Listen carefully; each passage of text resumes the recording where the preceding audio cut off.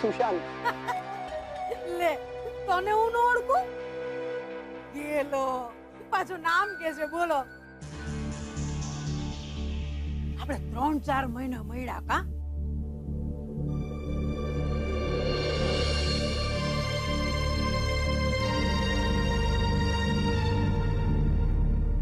America ગયો તો રે કે પાછો ક્યારે આવ્યો?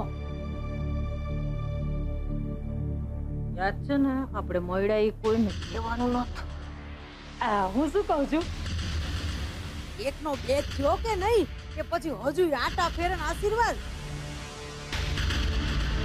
લે હસે છે, બોલ તો ખરો. ભારે શર્મા છો તું તો બાપા.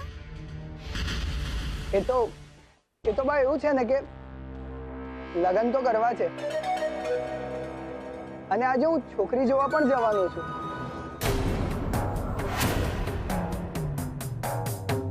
બસ તમારા આશીર્વાદ મળે ને તો બધું નક્કી થઈ જશે. લે મારા આશીર્વાદ તો ત્યારે તારી ભેળા હતા જ ને.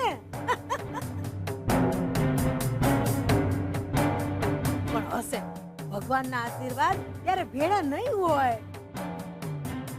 લે આ પ્રસાદ ખા અને સમજી લે કે એના આશીર્વાદ મોડી જ ગયા.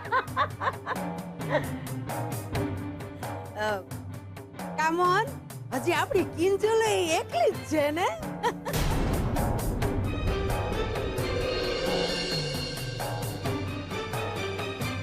અરે ગગો ફફો માય બોલ તો ખરો કે આવ ઘરે.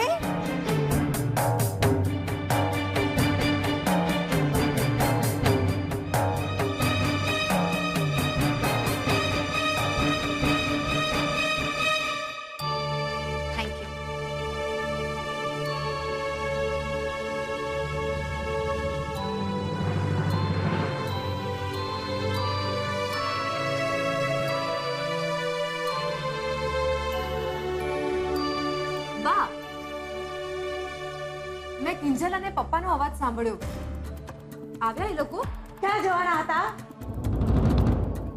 આવી રહ્યા છે મારી પાછળ મારે લૂર ઉતારતા. મારા શબ્દોનું માન ન જળવાય તો મારે શું?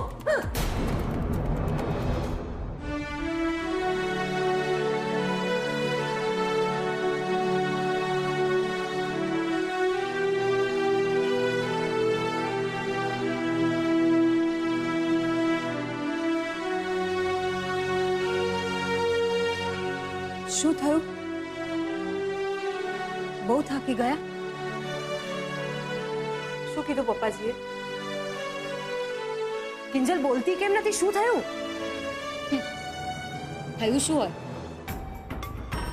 માસુક અંકલે ઢોલ નગારા અને શરણાઈથી અમારું સ્વાગત કર્યું અને પછી 56 ભોગની આમ આખી થાળી પીરસી દીધી. જમો હાવ ને જમીને જજો. અને છેલ્લે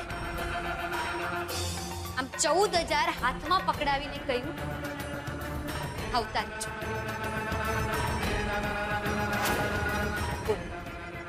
બીજું કઈ સાંભળવું છે તારે? કિંજલ મહેરબાની કરીને એક્ઝેક્ટલી શું થયું એ મને કહીશ. સાંભળવું છે? નહીં પપ્પા, એ તો સેજલનું સાસરું હતું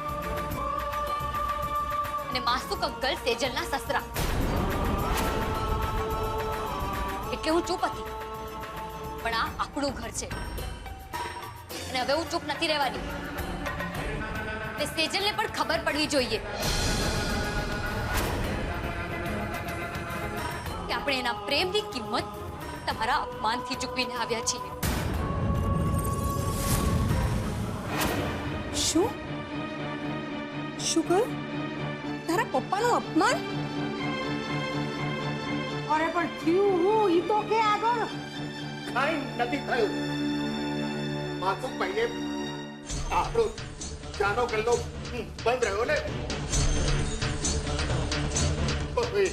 એક દિવસના 2,000 લેકે 5 દિવસના 10,000 આપી દીધા. રેડ પડી ત્યારે ગલ્લામાં 4000 રૂપિયા હતા એ પણ એમણે ચૂકવી દીધા અને કહ્યું કે હજી જો આ લાંબુ ચાલે છે રૂપેશ કુમાર સાથે મોકલાવી દે બસ વાત પૂરી વાત પૂરી ક્યાંથી પપ્પા? માસુ કંકરને એમ છે કે એમની પાસે પૈસાનો પાવર છે એટલે એ કોઈનું પણ અપમાન કરી શકે એ કોઈનું પણ સ્વમાન ખરીદી શકે પણ એ ખોટું છે. સેજલને પણ સમજવાની જરૂર છે. રૂપેશ જીજુ ખોટા નથી. સેજલ ખબર છે તને માસુ કંકલે એમ કહીને આ પૈસા આપ્યા છે કે ઉપાડો આ પૈસા તમારી આબરૂની કિંમત છે.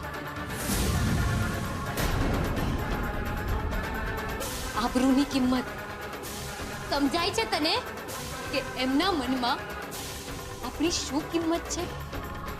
બસ બસ કિંજલ બહુ થયું ભૂલી જા બધું. પપ્પા તમે મને ભૂલી જવાનું કહી રહ્યા છો?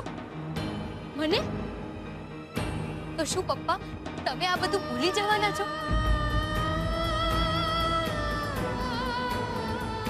નહીં ને પેલા વીસી વાળા કાંતિભાઈ પોતાના 3 લાખ ભૂલી જવાના છે?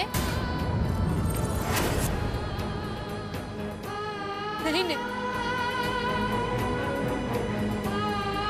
પપ્પા માંડ માંડ કરીને આપણે 5 લાખ રૂપિયા એમને ચૂકવ્યા હતા.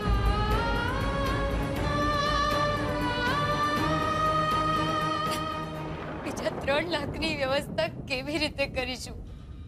કેવી રીતે?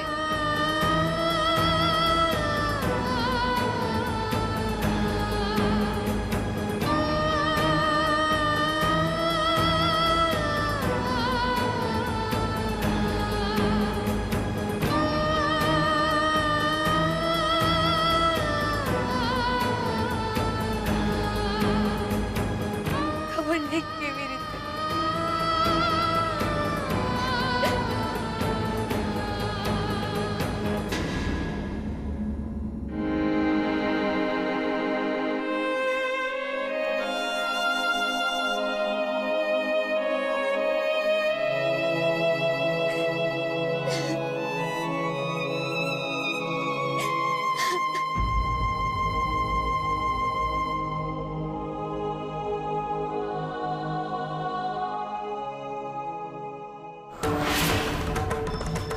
ઓહો રાણી લક્ષ્મીબાઈ આ વખતે લડીને નથી એવા લાગતા.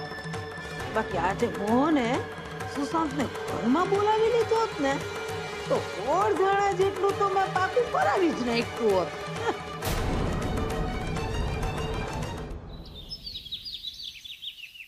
મમ્મી પપ્પાએ કિંજલ અને મોહન અંકલની બદનામી કરવામાં જરાય બાકી નથી રાખ્યું અને એમણે જે કંઈ પણ કર્યું એ જાણી જોઈને કર્યું.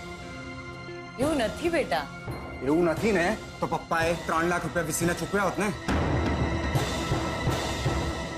જે રીતે 60,000 રૂપિયા રોકડા કાઢીને આપ્યા હતા એ જ રીતે 3 લાખ રૂપિયા પણ આપી શક્યા હોત ને. બેટા પણ એમની પાસે હોય તો આપે ને. અને આ તો ઇન્કમ ટેક્સના રૂલ પ્રમાણે એ લોકો થોડા ઘણા પૈસા ઘર ખર્ચ માટે મૂકીને જતા હોય. એ પૈસા હતા અને તે છતાં પણ તારા પપ્પાએ એ પૈસા કાઢીને એમને આપ્યા કે નહીં? તો એમનું સન્માન કર્યું કહેવાય કે અપમાન? મમ્મી શાલમાં લપેટીને જોડું મારે ને તો એને એમ ના કહેવાય કે શાલ તો ઉડાડી. અને એમ પણ તું પપ્પાને ઓળખે જ છે ને. રીતસરનું દેખાતું હતું કે નાટક કરતા હતા. પણ મારી વાત નથી સેજલ સમજતી એનાથી ઉત્કર્ષ. હવે આમાં મેં શું કર્યું? કેમ તું અને સેજલ જ પપ્પાની આગળ પાછળ 24 કલાક ફરે રાખો છો ને?